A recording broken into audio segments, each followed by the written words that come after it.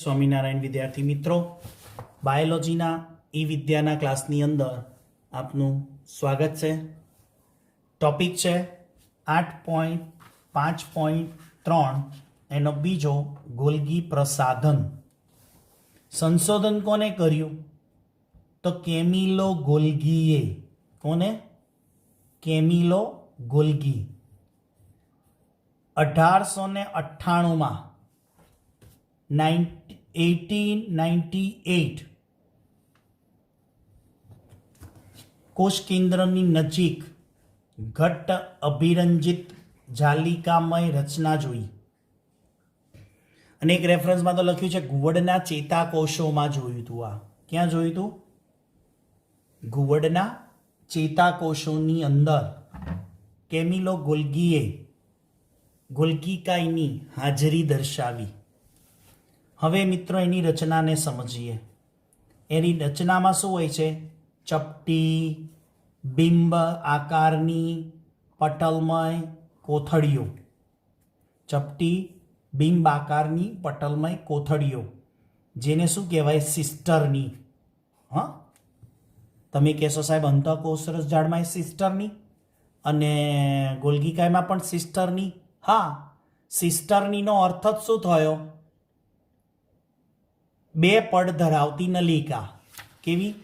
બે પડ ધરાવતી નલિકા. જો આ આકૃતિ હમણાં બતાવી હતી ને આગળના વિડીયો લેક્ચરમાં, તો આ જુઓ, આ બે પડ ધરાવતી નલિકા છે. આ એક, આ બે, આ ત્રણ અને આ ચાર. ચાર નલિકાઓની થપ્પી છે. ચાર નલિકાઓની જે થપ્પી છે ને એને આપણે, એટલે બે પડ ધરાવતી જે નલિકા છે ને, આને પણ આપણે શું કહેવાય? સિસ્ટરની કહેવાય. શું કહેવાય? સિસ્ટરની.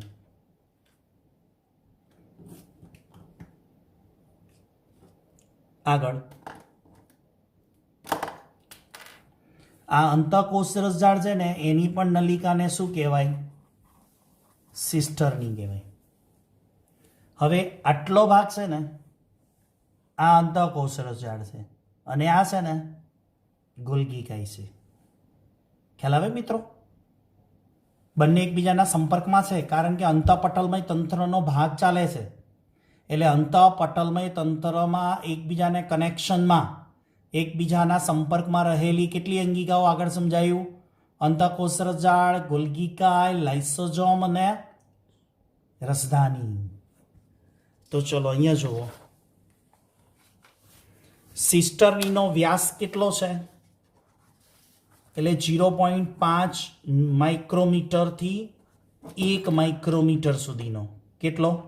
0.5 માઇક્રોમીટરથી 1 માઇક્રોમીટર સુધીનો વ્યાસ છે. અને સિસ્ટર્નીની સંખ્યા જુદી જુદી કેટલી છે? 4 થી 8. એટલે શું? કોઈનામાં 4ની થપ્પી હોય તો કોઈનામાં 8ની થપ્પી હોય. એટલે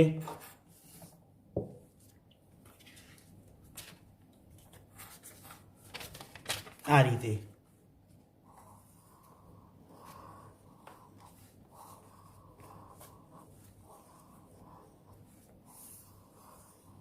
આ રીતે કોઈનામાં મિનિમમ 4, મેક્સિમમ 8 સુધી, અને આજુબાજુ આવી ગોળ લંબગોળ પુટિકાઓ હોય. તો આ ગોલ્ગીકાઈની એક સિમ્પલ સરળ રચના છે. આ બે પડ ધરાવતી નલિકા હોય, બે પડ ધરાવતી, અને આ સિસ્ટરની બોલાય, અને આ ગોળ લંબગોળ પુટિકાઓ આસપાસ આવેલી હોય. આ ગોલ્ગીકાઈની રચના છે. ઓકે, તો જો અહીંયા શું લખ્યું છે? સિસ્ટર્નીનો વ્યાસ 0.5 માઇક્રોમીટરથી 1 માઇક્રોમીટર. સિસ્ટર્નીની સંખ્યા મિનિમમ 4 નલિકાઓ અને મેક્સિમમ 8 નલિકાઓ સુધી હોય. એટલે કે 4 થી 8 નલિકાઓની થપ્પી હોય. હવે એ ગોલ્ગીકાઈ છે ને બે સપાટીય ભાગો ધરાવે.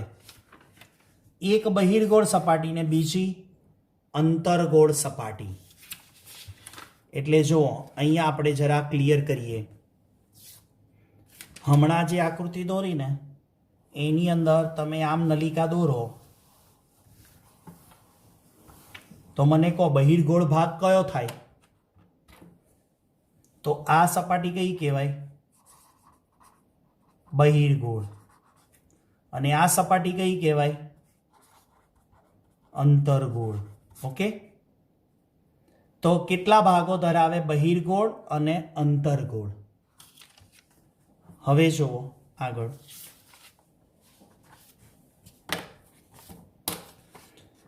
એ જે બે સપાટીય ભાગો છે એને વિગતવાર સમજવું છે આપણે.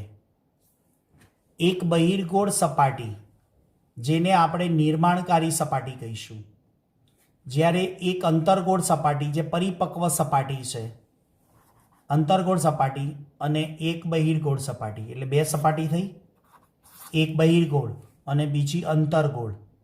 બહિર્ગોળ સપાટીને આપણે નિર્માણકારી સપાટી કહીશું અને અંતર્ગોળ સપાટી છે ને એને પરિપક્વ સપાટી કહીશું. જો અહીંયા સમજણ પડી? આ જુઓ, આ ભાગ છે ને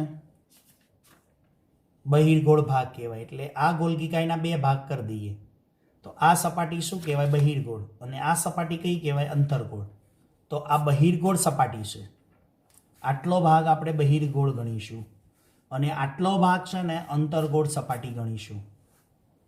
બીજું, એ જે બહિર્ગોળ સપાટી છે ને એને આપણે શીશ કહીશું. શીશ. અને અંતર્ગોળ સપાટી વાળો ભાગ છે એને આપણે ટ્રાન્સ કહીશું. કયો ભાગ કહીશું? ટ્રાન્સ. એટલે કેટલા ભાગ થયા? બે. શીશ અને ટ્રાન્સ. શીશ એટલે બહિર્ગોળ, ટ્રાન્સ એટલે અંતર્ગોળ. બરાબર? બહિર્ગોળ એટલે નિર્માણકારી અને અંતર્ગોળ એટલે ટ્રાન્સ છેડા. આ શીશ છેડા બહિર્ગોળ, અંતર્ગોળ એટલે ટ્રાન્સ છેડા. એટલે અહીંયા પુટિકાઓનું નિર્માણ થશે એટલે નિર્માણકારી કહેવાય. અને અહીંયા પુટિકાઓ પરિપક્વ થઈને કોઈ સ્ત્રાવને મુક્ત કરે તો શું કહેવાય? પરિપક્વ. બધાને પ્રશ્ન થાય કે સાહેબ આ નિર્માણકારી સપાટી એટલે કેમ નિર્માણકારી? બહિર્ગોળ એટલે તો ખબર પડી કે એ સપાટી બહિર્ગોળ હોય, અંતર્ગોળ એટલે તો ખબર પડી સપાટી અંતર્ગોળ હોય, પણ નિર્માણકારી કેમ? તો ત્યાં પુટિકાઓનું નિર્માણ થશે. અને પરિપક્વ કેમ કહેવાય? તો ત્યાં પુટિકાઓ બનીને સ્ત્રાવને મુક્ત કરે એટલે પરિપક્વ. હવે હું આકૃતિમાં સમજાવું તમને. જો હવે આ પુટિકા જે છે એ પુટિકાનું નિર્માણ અહીંથી થાય. આ પુટિકા અહીંયા બને એટલે નિર્માણ પુટિકા કહેવાય, એટલે નિર્માણકારી પ્રદેશ. અને અહીંયા આ જે પુટિકા છે એ પુટિકા બની અને સ્ત્રાવ કરશે. બને તો અહીંયા છે. બરાબર? હું કાર્ય સમજાવું ને એટલે તમને વિગતવાર ખબર પડશે. જો હવે કાર્ય સમજાવું. ગોલ્ગીકાઈનું કાર્ય શું છે? તો ગોલ્ગીકાઈનું મુખ્ય કાર્ય જો તમને ખબર પડી જાય ને તો તમને આ નિર્માણ અને પરિપક્વ એટલે કે શીશ અને ટ્રાન્સમાં ખબર પડે. બરાબર? હવે હું એક વસ્તુ સમજાવું કે દાખલા તરીકે આ સ્કેચ પેન છે. બરાબર? આ સ્કેચ પેન છે. આ સ્કેચ પેન ક્યાંક બની. ઓકે? પછી એ બન્યા પછી એનું શું થાય? એમનેમ આવી ફરતી બજારમાં આવે સ્ટેશનરીની દુકાને? ના. શામાં હોય? તમે એને શું બોલો? પેકિંગ. યસ. નીટમાં પ્રશ્ન પૂછાયો હતો કે પેકેજિંગ યુનિટ એટલે શું? પેકેજિંગ યુનિટ એટલે ગોલ્ગીકાઈ. એનસીઆરટીમાં રાઇટ ડાઉન કરી દેજો, કદાચ થિયરીમાં લાઈન હશે પેકિંગ. પેકિંગ યુનિટ એટલે શું મિત્રો? સમજો. આ અંતઃકોષરસ ઝાડ છે, એને માની લો પ્રોટીન બનાવ્યું અથવા લિપિડ બનાવ્યું. હમણાં આગળ વાત કરી ને કે પ્રોટીન અને લિપિડનું નિર્માણ કરશે. એ પ્રોટીન અને લિપિડ જે બન્યા એ પ્રોટીન અને લિપિડ સીધા ઉપયોગમાં નહીં આવે. એ પ્રોટીન અને લિપિડ જે બન્યા છે ને એ રો મટીરિયલ તરીકે છે, કાચા ફોર્મમાં છે, કાચું સ્વરૂપ છે. સમજણ પડે છે ને? આંબા ઉપરથી કેરી તમે લાવો એવી સીધી ખવાય ના. તો તમે શું કહેશો સાહેબ? એને પકવવી પડે. યસ. તો અહીંયા પ્રોટીન અને લિપિડ જે બન્યું ને એનું કાચું સ્વરૂપ છે. હવે એ પ્રોટીન અને લિપિડને ફોર્મ બદલવાનું છે, એટલે કે એ ઉપયોગમાં આવે ને એવી રીતે મુક્ત કરવાના છે. એટલે એ પ્રોટીન કે લિપિડ જે અંતઃકોષરસ જાળમાં બન્યા એ ગોલ્ગી કાયમાં આ નલિકાઓમાંથી ફરતા ફરતા ફરતા એ શું થશે? પરિપક્વ થશે, મેચ્યોર થશે, એનું ફાઇનલી સ્વરૂપ જનરેટ થશે. એટલે આ ભાગને આપણે પરિપક્વ કહીશું. અને આ ભાગમાં આ જે દ્રવ્યો નીકળ્યા ને એનાથી પુટિકા બની અને એ પુટિકામાંથી અંતઃકોષરસ જાળમાં બનેલા દ્રવ્યો આ પુટિકા બનાવશે અને એ દ્રવ્યો અહીંયાથી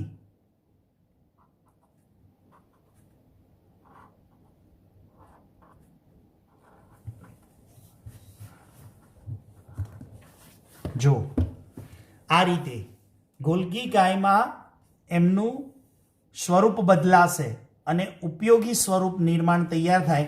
પછી એ જે સ્ત્રાવ છે, જે પ્રોટીન હોય કે લિપિડ હોય, એ અહીંયા એક પુટિકા બનાવશે અને એ પુટિકા દ્વારા સ્ત્રાવ થશે અને એ સ્ત્રાવ ફાઇનલી ઉપયોગી કહેવાય. એ કોષમાં કામ લાગે કે કોષની બહાર કામ લાગે. હું એક બીજો આઈડિયા આપું તમને.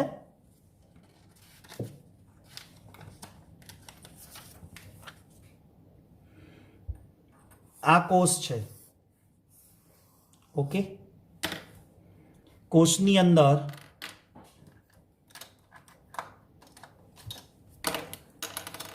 આ ભાગ અંતઃકોષરસ જાળ ગણીએ, એટલે કે ER ગણીએ. આ ભાગને આપણે ગોલ્ગી બોડી ગણીશું, GB. બરાબર? ગોલ્ગી બોડી ગણીશું. જ્યારે આમાંથી કોઈ દ્રવ્ય બનીને ક્યાં આવે? ગોલ્ગી કાયમાં. અને આ જે અહીંયા છે ને એ કયું સ્વરૂપ છે? એનું કાચું સ્વરૂપ કહેવાય, એટલે કે રો મટીરિયલ જેવું છે. પછી આ ગોલ્ગી કાયમાં એનું શું થાય છે? પાકું સ્વરૂપ. ગુજરાતીમાં બોલું છું, પરિપક્વ સ્વરૂપ. પેલું રો મટીરિયલ જેવું હોય, પછી અહીંયા ફાઇનલાઇઝ થાય અને પછી આ ગોલ્ગી કાયમાંથી એ પુટિકા બનીને એનો શું થાય? સ્ત્રાવ બને. એટલે કે સ્ત્રાવ નિર્માણ થાય. એ સ્ત્રાવ જે બન્યો ને એ કાં તો કોષમાં ઉપયોગમાં આવે કાં તો પછી કોષની બહાર ઉપયોગી થશે. ઓકે, સમજાય છે? માટે ગોલ્ગી કાયને શું કહેવાય? પેકિંગ યુનિટ કહેવાય. પેકિંગ શું કર્યું? મેં હમણાં કીધું ને, સ્કેચ પેન કંપનીમાં બધું તૈયાર થયું, બધું મેન્યુફેક્ચર થયું, પણ જ્યારે એ માર્કેટમાં બજારમાં વેચાય ને ત્યારે એક તમને પેકિંગમાં મળે, એટલે પેકિંગ યુનિટ કહેવાય. એટલે ગોલ્ગી કાયને શું કહેવાશે? Packing unit. ખ્યાલ આવે છે? આનું એક સુંદર વિડીયો જે 3D એનિમેશન વાળો ગોલ્ગી કાયનો બને ને તો કાલે જ તમને આ વિડીયો લેક્ચરની સાથે શેર કરું છું. તમને એક આ જે મેં આઈડિયા બતાવ્યો ને એનો સરસ આઈડિયા 3D એનિમેશનમાં દેખાશે કે અંતઃકોષરસ દ્વારા નિર્માણ થયેલા દ્રવ્યો પ્રોટીન અને લિપિડ ગોલ્ગી કાયમાં જાય છે અને આમ બોક્સ પેકિંગ સરસ મજાનું ગિફ્ટ પેકિંગ તૈયાર થાય અને એની અંદર જે દ્રવ્યો છે ને એ ગોલ્ગી કાયમાં તૈયાર થઈ અને બહાર ઉપયોગમાં આવે. માટે ગોલ્ગી કાયના આ છેડાને શું કહેવાય? નિર્માણકારક પુટિકા બનાવે. અને આ છેડાને શું કહેવાય? સ્ત્રાવી પુટિકા. અહીંયા જે સ્ત્રાવ અંદર આવશે એ નિર્માણ થઈને પુટિકા બનીને આવશે અને અહીંયા ટોટલી એનું સ્વરૂપ ચેન્જ થઈ જશે અને પછી સ્ત્રાવી પુટિકા બનાવીને સ્ત્રાવ કરશે. એટલે આ છેડાને સિસ કહેવાય અને આ છેડાને ટ્રાન્સ કહેવાય. એટલે આ ભાગ કયો થયો? પરિપક્વન પ્રદેશ. અને આ ભાગ કયો થયો? નિર્માણ પ્રદેશ. ક્લિયર? હવે જો ગોલ્ગી કાયના કાર્યો, એ બધી વાત આવી ગઈ. કોષની બહાર સ્ત્રાવ પામતા કે કોષની અંદર એનું લક્ષ્ય હોય એવા ઘટકો પેકેજિંગ યુનિટ દ્રવ્ય એટલે કે ઈઆરમાંથી પુટિકા દ્વારા ગોલ્ગી કાયના સિસ છેડાથી ગોલ્ગી કાયના ટ્રાન્સ છેડામાં આવે ત્યાં સુધીમાં કમ્પ્લીટલી એનું રિફોર્મ થઈ ગયું હોય, કાચું સ્વરૂપ પાકું સ્વરૂપમાં રૂપાંતર થઈ ગયું હોય. બીજું કાર્ય છે એન્ડોપ્લાઝમિક એટલે કે અંતઃકોષરસ ઝાડ ઉપર આવેલા જે રિબોઝોમ છે એના દ્વારા જે પ્રોટીન બન્યો, જો ફરીથી એ જે પ્રોટીન છે એ ક્યાં આવશે? સિસ છેડા તરફ. સિસમાંથી ક્યાં આવશે? ગોલ્ગીકાયની નલિકાઓમાં આવે અને ગોલ્ગીકાયની નલિકાઓમાં એ જે પ્રોટીનનો ફેરફાર થાય, નલિકામાં ફેરફાર નહીં, ગોલ્ગીકાયની નલિકામાં પ્રોટીનનો ફેરફાર થાય પછી ટ્રાન્સ છેડાથી મુક્ત થાય. આ કાર્ય છે. અને કોનું નિર્માણ કરશે? ગ્લાયકોલિપિડ અને ગ્લાયકોપ્રોટીનનું. ઓકે, તો અહીંયા એક હિન્ટ આપી છે, રેખા આકૃતિ હમણાં સમજાવીએ કે અંતઃકોષરસ ઝાડમાંથી જે દ્રવ્યો છે એ સિસ છેડા એટલે કે નિર્માણકારી સપાટીથી ગોલ્ગીકાયમાં આવે, એમાં ચેન્જીસ થાય ટ્રાન્સ છેડા દ્વારા એટલે કે પરિપક્વ સપાટી દ્વારા શું થશે? મુક્ત થશે. That's clear? સમજાઈ ગયું? છતાં પણ કોઈ ડાઉટ હોય તો આવતીકાલના ઝૂમ ઉપરના વિડીયો લેક્ચરની અંદર આપની ક્વેરી પૂછી શકો છો. ત્યાં સુધી આવતા વિડીયો લેક્ચર સુધી સૌને જય સ્વામિનારાયણ.